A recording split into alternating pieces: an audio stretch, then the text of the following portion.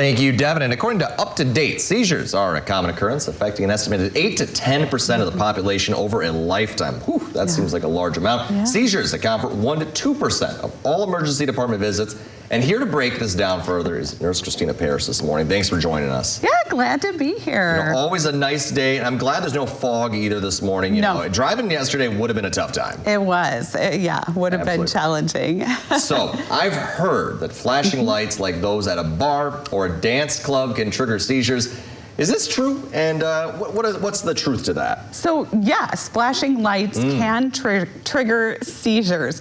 So what a seizure is, so we have neurons. Neurons sends messages. They're these specialized cells. They send messages throughout our brain. And basically when someone has a seizure, it's sort of like a storm occurring with these neurons where they're just sort of firing off at will. And we can have a couple of different types of seizures.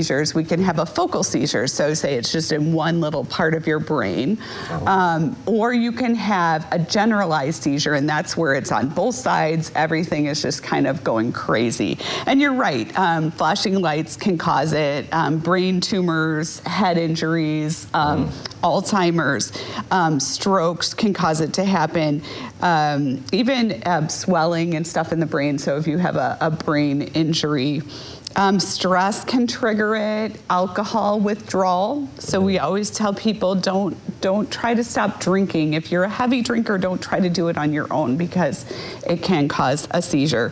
Dehydration, severe dehydration, not eating for long periods of time. And we're talking about, you know, a week or so. The body can go for quite a while without food. I know we get people who call with colds or flus and say, I haven't eaten in 2 days, and that's okay. The body can compensate for that. It's for longer periods of time that we watch for.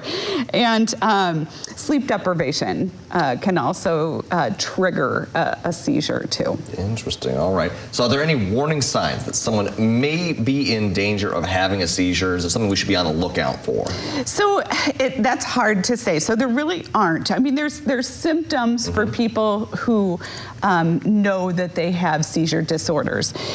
So when you're having a seizure, you could have temporary confusion, maybe a staring spell. Sometimes people will just, it'll look like they're just deep in thought or, you know, out there for a period of time. That seems longer than someone who's just having a thought. Jerking movements of the arms and legs, loss of consciousness or aware, cognitive or emotional changes, and things, they might become very anxious, very fearful, feeling like you've already had this or you've already experienced this, like a deja vu, you know, like, I feel like I've been here before. That can all be signs. So not everyone completely falls to the ground, you know, flailing around and having seizures. Interesting. You know, and during their seizures, I mean. All right, so how is it diagnosed, and how is it treated then? So there's all kinds of tests that they can do. So, you know, of course, an EEG is the first thing they do. They'll have you typically go, you can go inpatient, and they'll put wires all over your head, these little electrodes, and they watch the brain activity. And when someone's having a seizure, we try to kind of mark it. We used to do this on the inpatient floor when I was working at the VA in Madison, and we would monitor, and then the people would go back and see, was there a change in their brain activity during the seizure? And sometimes there wasn't, so then those aren't true seizures. Then you have something else going on. But then they can kind of see what's going on and where it's happening. They'll also do CT scans, PET scans, blood tests, and just other testing too. Plenty of tests to take. There's plenty of tests. Yeah. Always plenty of tests. But all right, is there something when a seizure is happening that a bystander can do to, you know, lend a hand and, you know, make sure that they make it through this? Absolutely. So, Yep. So you would, first you want to protect like their head. You don't want to try to stop the seizure. You don't want to try to hold them down or control it in any way. So place something soft underneath their head. Loosen any clothing. So, if somebody, in the winter, they're bundled up in their coats, maybe unzip the coat if you can. Take off any scarves, things like that. Don't try to put objects in their mouth. I know people used to say, put the bite stick in or put your finger in or hold down their tongue. You don't want to do that. The damage to your finger is going to be much worse than if they bite their tongue.